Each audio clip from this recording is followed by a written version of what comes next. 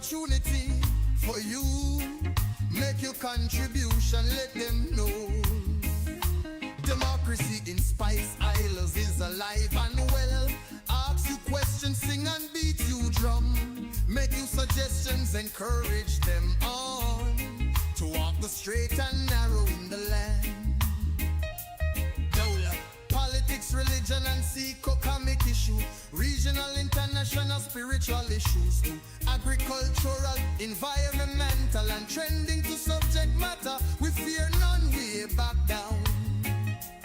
Freedom of speech is enshrined in the land. God, we freedom, jealous and they in Cuba, Russians and Chinese and lucky like we. Right now, North Korea wish they had it too. Most of the Caribbean lucky like we. Studio Galaxy Day for you and me.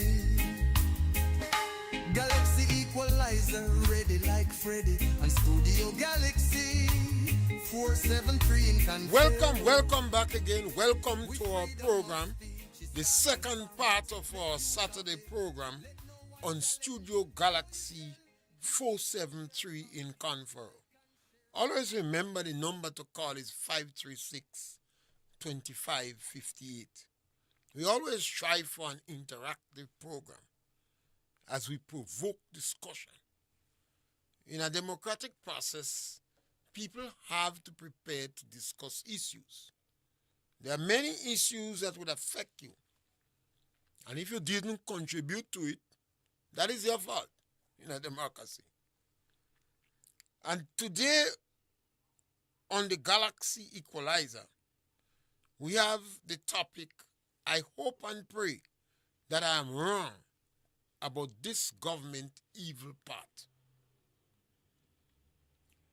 This period is pure politics. We believe this government is on the wrong path. We believe that this government is in a path of evil. The government seems to break with tradition. Some of their actions is very unorthodox, difficult to explain, buried in secrecy. And even individuals yesterday that was ready and prepared to discuss issues has become quiet as a lamb. That worries me. I'm very, very worried that this government, led by Deacon Mitchell, is on a path of evil. I will tell you why I say that. And as I say, I wish that I could get individuals to discuss that topic with me, to prove me wrong. I'm prepared to listen. Throughout history, we have had very destructive governments because people fail to ignore the writing on the wall. A politician don't just get up and turn bad. Because of the democratic process, a lot of politicians are weeded out. The public look at them and the public say, you're not good for politics. You go kill people. Based upon your track record. No. I don't agree with you. But in the same democracy, every now and then, you could get more than you bargained for. I believe that is what happened to us in Grenada now. We have a prime minister in power that I believe is not on a good, righteous path. Morality is not one of his strong points.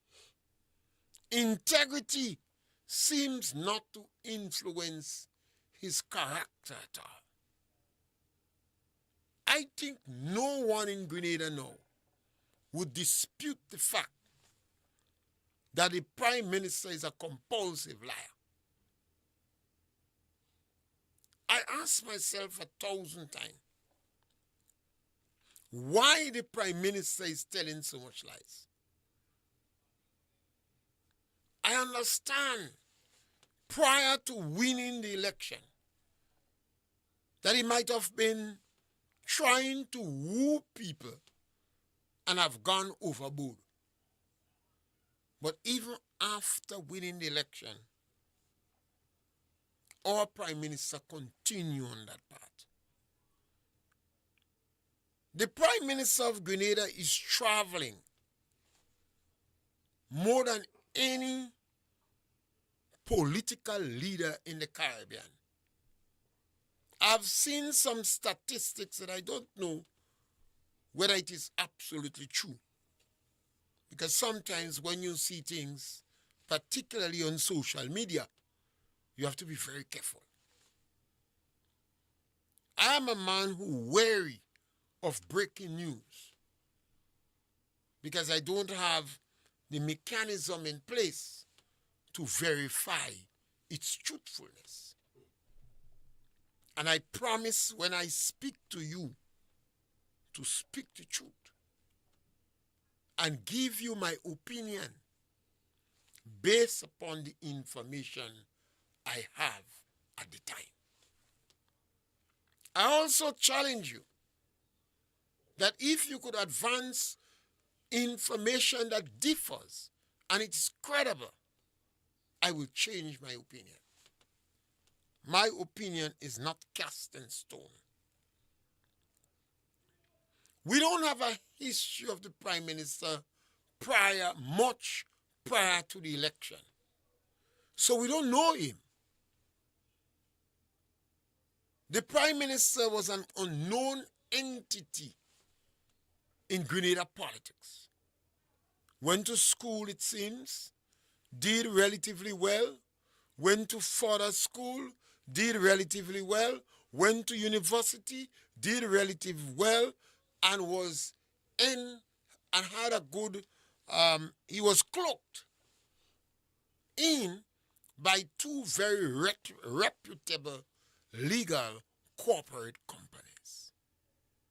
He was cloaked and sheltered. But it seems the Joseph in that company was deceived. And I read the Joseph papers. In addition to that, the Prime Minister of Grenada is in his open salvo in politics, sold himself as a man with deep pockets and contacts. I've never heard any other politician in the Caribbean or any part of the world sell themselves like that. All the other politicians always claim that they want to do something for the development of the country or the people or some issues or some policy. But this Prime Minister sold himself as a man with deep pockets and contacts. When I touch base, when I interact with a Grenadian man on the ground, they interpret that to mean that you have a lot of money. And the lawyers, the judiciary in the country backs in. Well, that is very simplistic and practical because he's a lawyer. So they would assume that maybe the lawyers giving him background. The Prime Minister of Grenada have deceived almost every group in Grenada. That cannot be ignored. That is a pattern. When you face the elderly people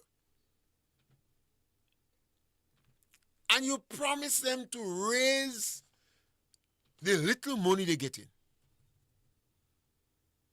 and you quote international organization to strengthen the promise you made to them, and you deceive them. That's hard. And you did not even spare the physically challenged and disadvantaged children. That's not a joke. When you face the people who was involved in the Immani program, and I've always said over the years consistently, and I've dared and challenged anybody to take me on that, that is the best program that have been instituted in Grenada in the last 100 years to give young people a second chance. That program, although I knew nothing about it, is very dear to my heart. Because as a matter of policy and philosophy and belief, I would never send a man to prison for a first-time offense if the penalty is maximum a year. I don't want him going to prison. I don't even want him have a record. I understand cases of rape and attempted murder. But if the penalty is a year under, I do not believe he should go to prison. This is a first offense. I believe he could be reformed. I believe he could be counseled. I advocate in my daily life that based upon the age of the individual, if he is 18 or 20 or 21 or 23 years, and he is living at his parents', when I charge him, his parents have to be in the court or is charging them to. Because he lives in a house. And I believe in a lot of instances, a second chance is important. So maybe you might understand why I feel strongly about the Immani program. I've always added, in a lot of communist countries, they have a national service. The communist countries use national service as a means to keep young people occupied. They give them paramilitary training and to help them with indoctrination. In Grenada context, 3,000 to 4,000 young people, within 6 months of a government coming to power, re-established the Immani program and were provided with jobs. They get money. They get money. The most important thing in life to get money. Where they work, they don't work, they get money to live. A second chance to go and do examination, to get certification, because our job market requires certification. Work experience. And I know some of them went to China, Morocco, the University of the West Indies, SGU, the Agriculture Training School in Trinidad. And I see some of them turn teachers, policemen. Some of them turn agricultural officers, nurses. And I know one that is in university studying medicine, and 2 that went on to study law. I've interviewed over 50 of them, 7 on radio. And not in one case, they was not in high praise for the Immani program. So I believe it was a good program. The National Democratic Congress have always been against the program. And I think that was a wrong strategy. Maybe they should brainstorm and see how you could strengthen the program. Michael Baptist had his view of the program. He believed the program was not strong in technical education. And I agree with him. I believe the program should be teaching swimming and also music and a foreign language. But that is a means of strengthening the program. The NDC came on board and trick and deceive and lied to the people on 2 occasions. The first time they promised them money, we'll give you $1,000. The program was designed to give people a little money, but to provide an opportunity for them. They said, we'll give you $1,000. They did not give them the $1,000. They watched these people in their eyes. And they say, we love you all as how we love the children. NDC never loved children. They lied to them. And then they fired them. They came back another time and said, we will make you permanent. You will have job security. You will be able to go to the bank and get a loan. As if the workers in Hubbards and Hoggins and in agriculture and in the private sector and the cottage industry can go in the bank and get loan. They have permanent job. They like them again. And then they fire some of them again. I listened to the Prime Minister. The Prime Minister of Grenada said morality is a private thing. The Prime Minister is a highly sophisticated man. You're not dummy. And the strength of a lawyer is words. That's where lawyers are strong. The manipulation of words. They perhaps more than any other profession understand the power of words. So when the Prime Minister of Grenada used certain words with regularity, I don't treat him the way I will treat Tevin Andrew or Andy or the sister from God. The Prime Minister knows what he's saying. The Prime Minister felt it necessary to take on the Catholic priests in Trinidad to refer to morality is a private thing.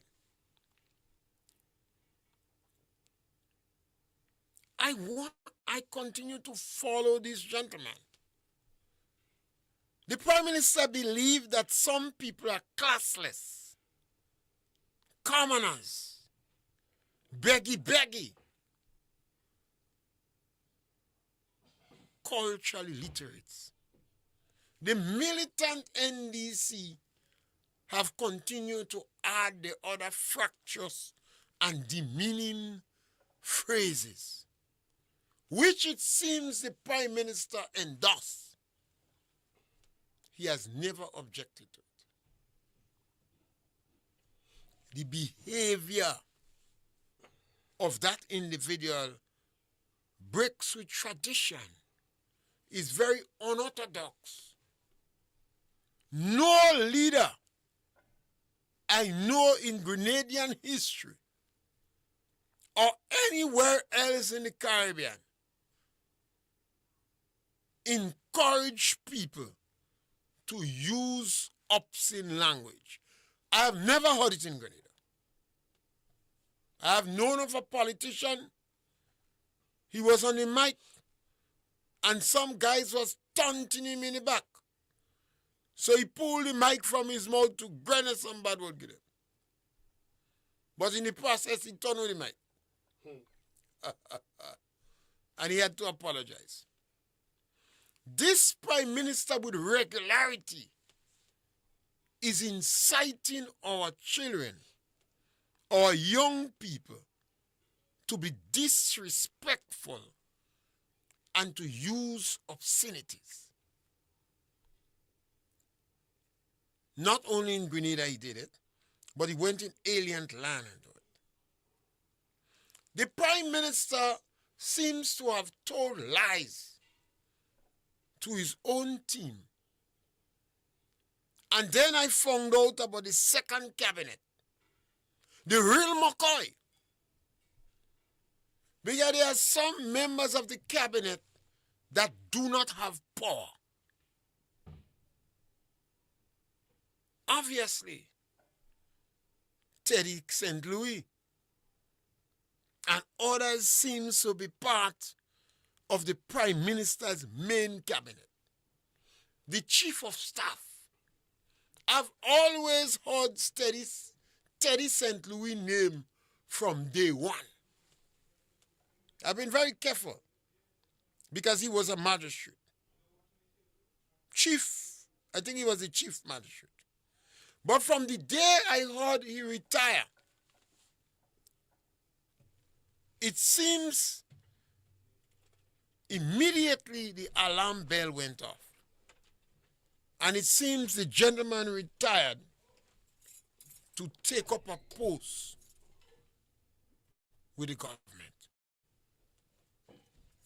He left Grenada as the advisor to the Prime Minister. By the time the Prime Minister reached on the plane, he considered him as the Chief of Staff. And that was not the name that he wanted to give him. But they say Teddy in too low, so like the name. He might have afraid I might have called him Chief Mobumbu and Chief Ladingo. We have to be careful as a people. The writing is on the wall. And we can't ignore the writing. Look at the manner in which the Prime Minister is sneaking in bills in Parliament. Bills of a fundamental nature. If you want to amend the Constitution, that is no easy thing. Particularly after you made 2 attempts that failed. Particularly because your party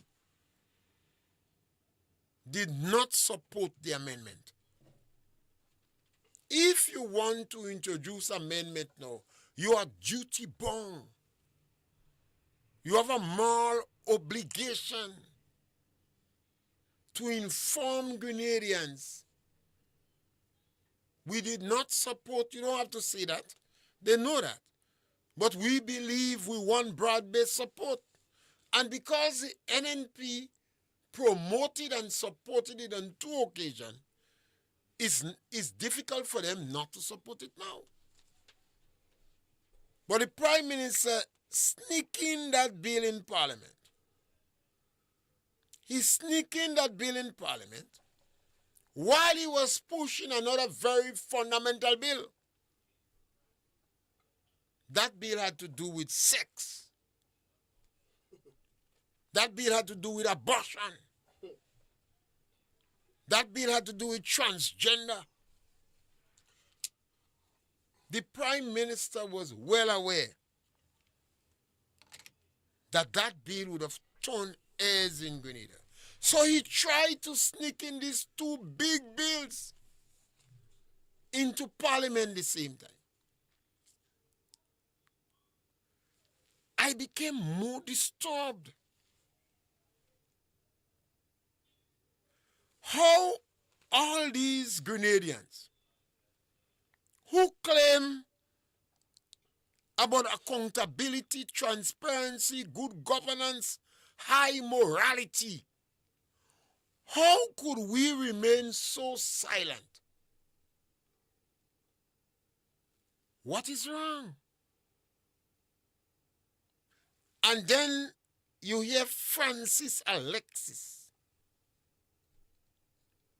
is one of the masterminds working with the corruptor-in-chief and the individual who I consider on an evil path on a trajectory that leading down an evil road to sneak a bill like that in Parliament. Francis Alexis was up and down the country informing the Grenadian and Kit Mitchell and Tillman Thomas and the others that if you have to change a letter in Petit Matnik, you have to have a referendum. You have to get 2/3 of the people in a referendum voting. Now, Francis Alexis is not Francis Payne. Francis Payne is an ordinary rustic that doing a program here is a political comedian with dry humor. Nobody care about him. Francis Alexis is the foremost constitutional lawyer in Grenada. His profession was called for in other countries. He is the most recognized constitutional lawyer in Grenada. He's the czar. He's the real McCoy. So I asked the question, what changed Francis Alexis?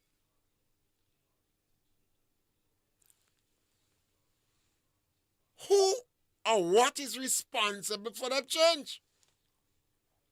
I know Francis Alexis is waiting in the departure lounge. I know as a constitutional lawyer and a man who involved in politics and what we've been hearing on the ground, Francis Alexis Dorich, he broken. He broken like me.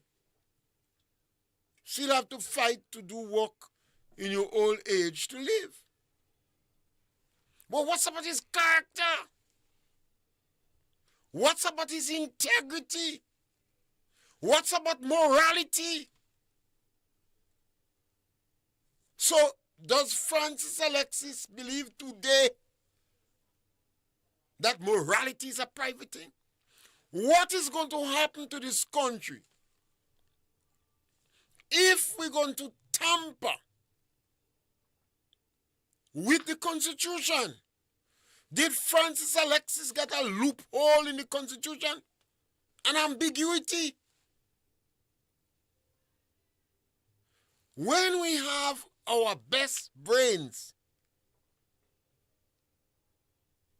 decide to fight change the Constitution because of ambiguity or loopholes, we're in trouble. We're in trouble. And they don't even have the guts or the honesty or the balls to come to the public and say, we been telling you that, but when we examine the Constitution, we might have been wrong. And we have seek other counsel, and we could change the Constitution without having that. Albert Einstein warned us, don't trust morality in the hands of the highly intelligent. Now I ask myself this question. Why Francis Alexis? Why?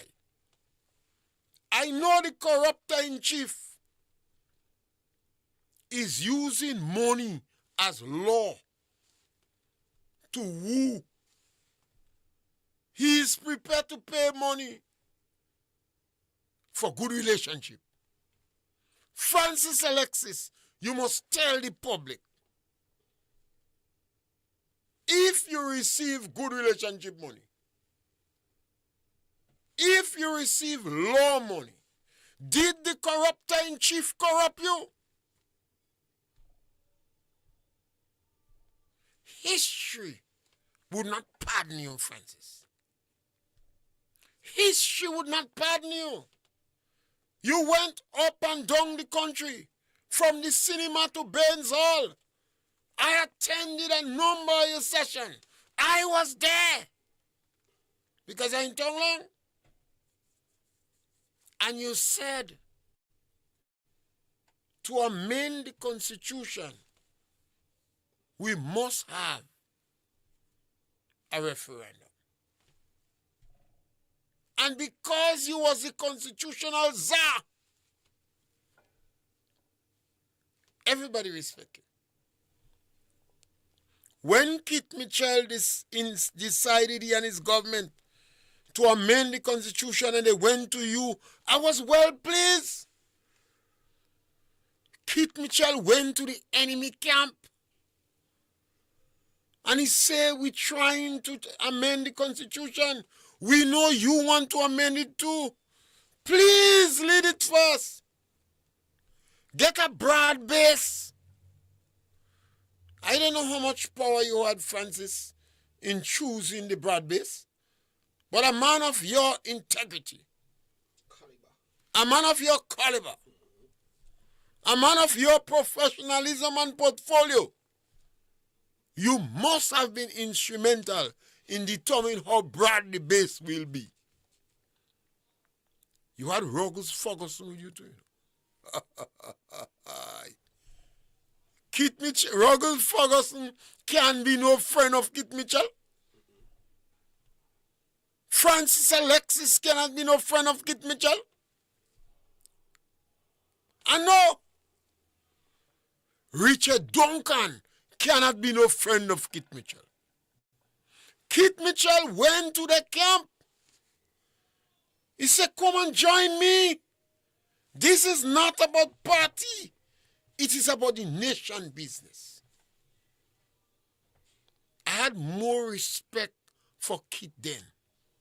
And I respected you gentlemen for rising to the occasion. Because this was not a party issue. I have made noise in the Caribbean for Portia Simpson and other leaders who resigned from party politics to stay in Caribbean politics and express their view and opinion on issues that transcend party politics. Francis Alexis, well, obviously it's a different gravity we're using, but it's like a next downfall of mankind. How could you know, be among anybody, to sneak in Parliament? I disagree with the NNP. The NNP should not support the bill. Even if they agree with the bill, based upon the principle. And I understand you all bring a paper and all you sign a paper in agreement. How could you be part of that, Francis Alexis? Understand Iwat Lende too. What happened, Francis? You afraid what? I don't expect you to afraid nobody. You in the departure lounge, but I expect you to continue fighting the good fight. Why did you let the corruptor-in-chief corrupt you? Did you have any say in the preparation of the sex bill, Francis? The bill they're producing is the sex bill, where they want to give the younger people more responsibility to make decisions of a reproductive nature. Transgender, abortion, sex change. That is evil. They sneak that in. Francis Alexis, why Deacon making so much secret trip in countries? You don't concern? Francis Alexis, since you want to tamper with the Constitution through loopholes, were you pleased when Deacon said publicly that the only reason NNP getting help because they don't know who the real NDC is?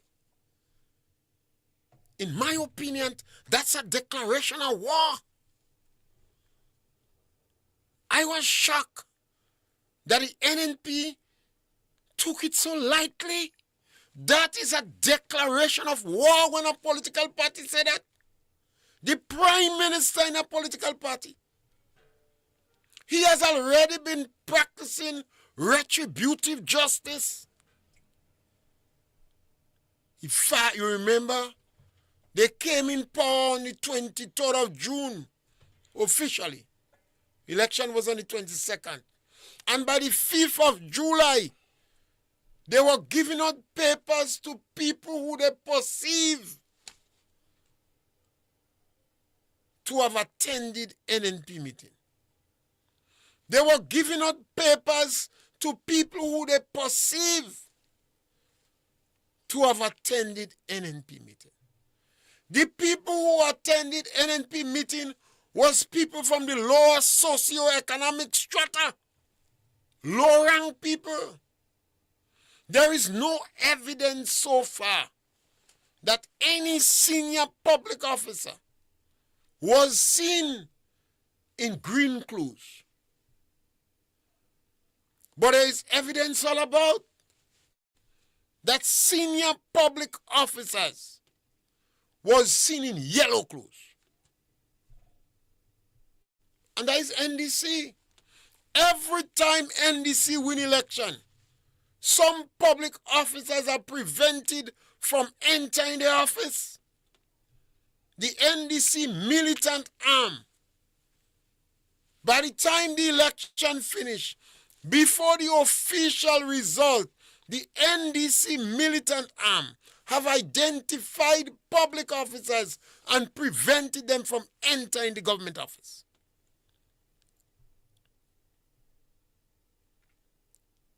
Now, where we going? This is the worst version of NDC. In fact, I think they got rid of the traditional NDC. And the militants, they join up with the atheists, the communists, those who don't know whether they want a CCO Flato or a Material Butu.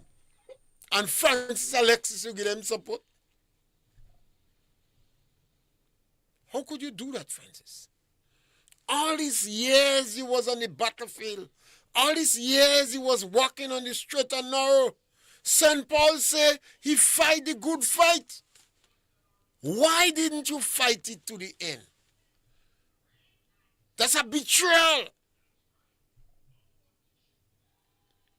There are so much Grenadians that's silent. I think they have a thing where they say money talk and bullshit walk. Is it? What's about the attack calling on NNP? This government, I believe, is doing an evil path. And I would like discussion on it because that's a dangerous thing. If my analysis is true, in the next couple of years, tears would be in a lot of your eyes. But I wish it's not true. And I will cease and desist from making those statements if you advance credible information that is not true. You have some things we hear in here that are shocking. I call on the Minister of Housing, Sister Glow. Don't follow the NDC on the retributive path. You're not wise. Go back and look at the life of Kit Mitchell and Eric Gary. They were able to maintain the majority of voters in their constituency and increase the amount of vote they get. Because they did not practice retributive justice in their constituency. They were accommodating. They were forgiving. And they reach out to the most deadly enemy. When Eric Gary visited a community, and after that a number of people from the community benefited, And some of the gay rights supporters say, uncle. He said we have to keep our enemies near. He diluted the bitterness and the hate of the people in that community. Why do you think Kit Mitchell was able to increase the support in his constituency? Sister Glow, how could you be practicing retributive justice against individuals in your own community? How could you be doing that? You didn't win, but you could win next time. And what's about the next time? And the next time. What did you say for the farmers in Maryville? How could you be supporting the injustice that takes place in the farmers in Maryville? When you take away bread from a man, and he goes home and he can't feed his family, you're looking for violence. The only thing I could say to you, you're looking for violence. Because a man has to provide for himself. When you deny people in the community scholarship because the parents support green, you make permanent enemies all your life. Even your children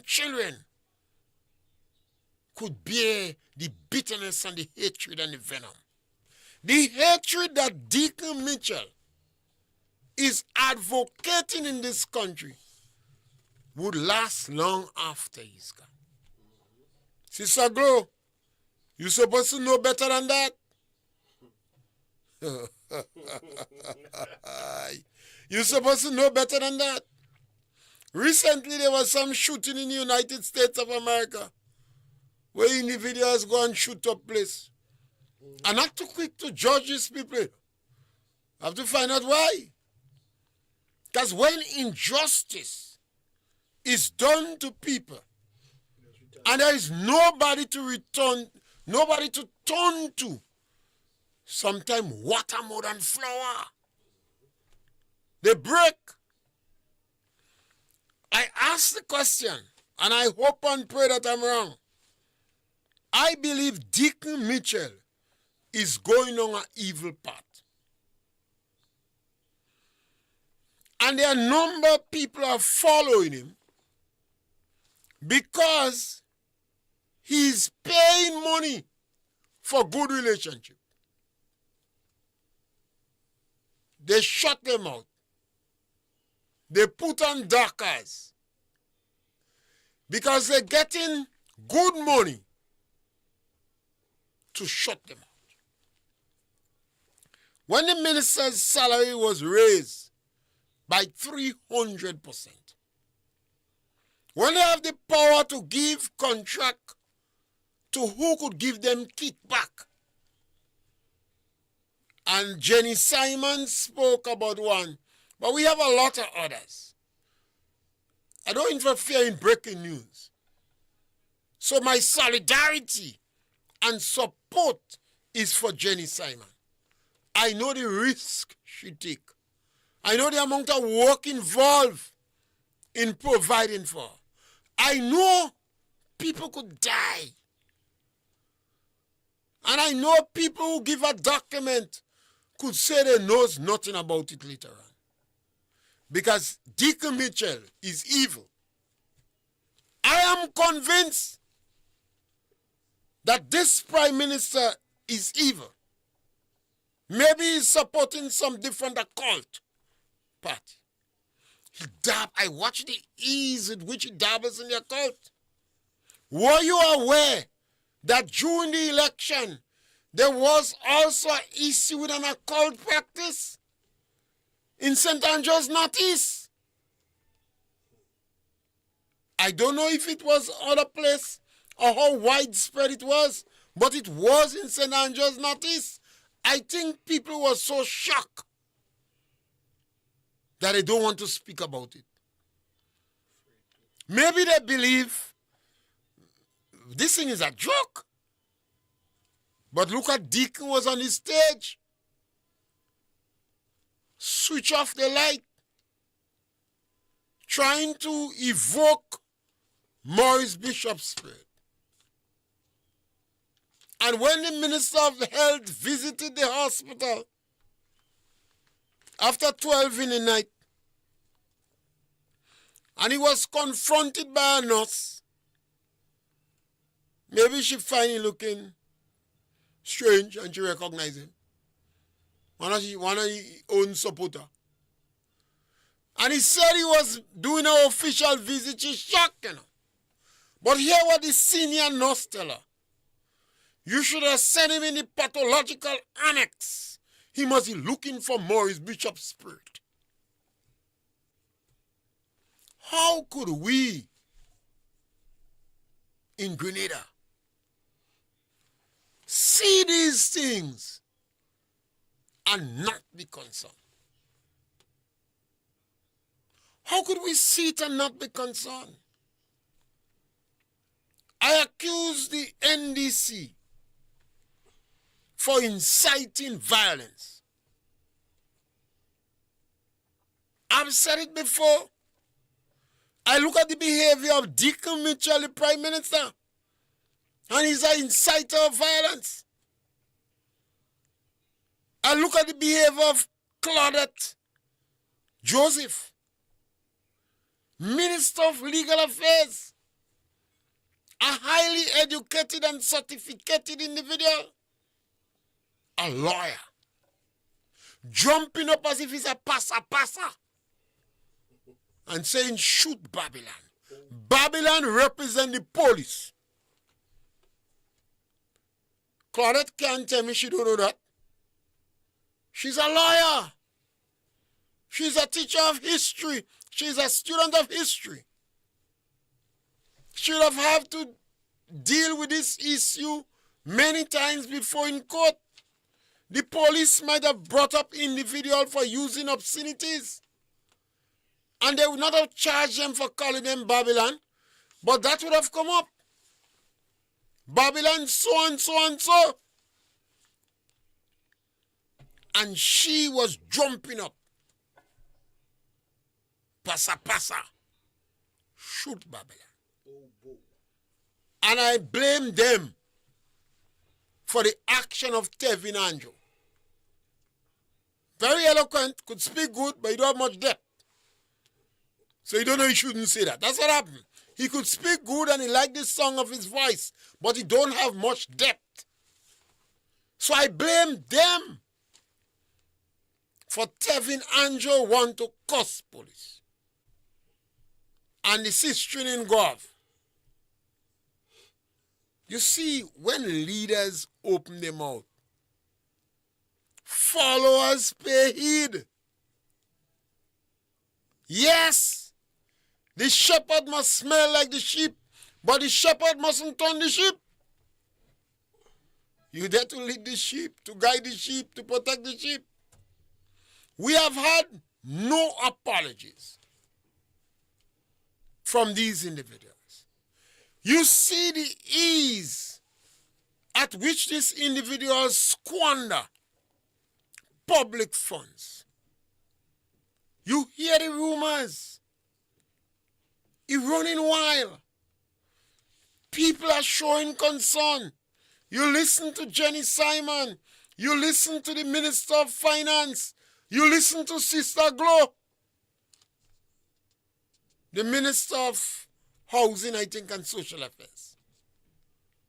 You hear the rumbling. You heard run. Speak.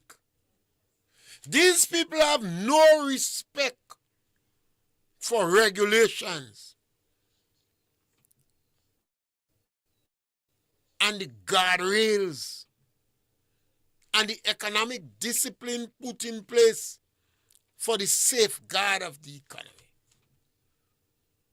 We hear how their members, very early I spoke with great regularity about the workers fired in Grand Bay Estate. And I said 19 of them was NDC. Well, I think they employ back 20. So either my calculation was wrong or NNP must start to wear yellow band. Because you have to fight for survival. I appealed to one minister with the help of others. And we were able to rescue some caregivers. Eventually, some of them suffered. We in Grenada, the writing is on the wall. We can't pretend we don't know. These things we are seeing is unacceptable. Some of the men that are silent in Grenada won't have to be shocked. And now Francis Alexis is like a stab in the back. You have heard some of the names that people refer to the Prime Minister as. Strong arguments could be advanced that it make it difficult to challenge even by hardcore members of the NDC. Let me repeat that. Strong arguments could be advanced for some of the names that we call the Prime Minister, that it would make it extremely difficult for hardcore members of NDC to defend. When we say the Prime Minister is a compulsive liar, who in NDC could stand up to defend that? When we say the Prime Minister has told more lies than all other political leaders in Grenada since 1967, who could defend that? When we call the Prime Minister vulture, and we watch the ease with which the Prime Minister of Grenada went after the elderly, the physically challenged, and disadvantaged children, who could defend that? Who could defend it? When we say the Prime Minister is poor people terrorist, and we watch the manner in which he treated the caregivers, and his policy on the house units built by the Chinese,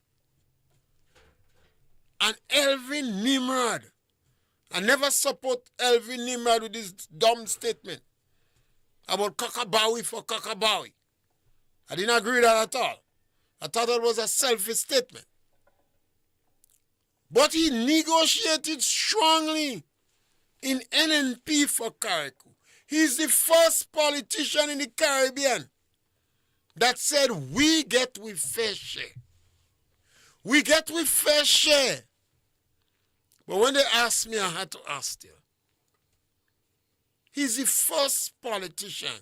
And then this word fair share, some people start to look for it, except St. Andrew's people. I never hear any St. Andrew's politician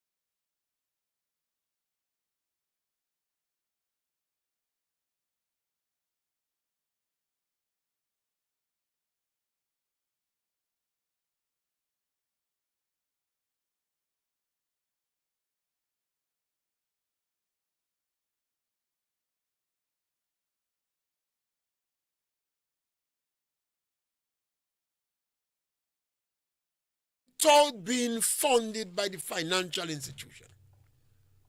The Prime Minister came publicly and chastised the tardiness, the delay in handing over the houses to these poor people.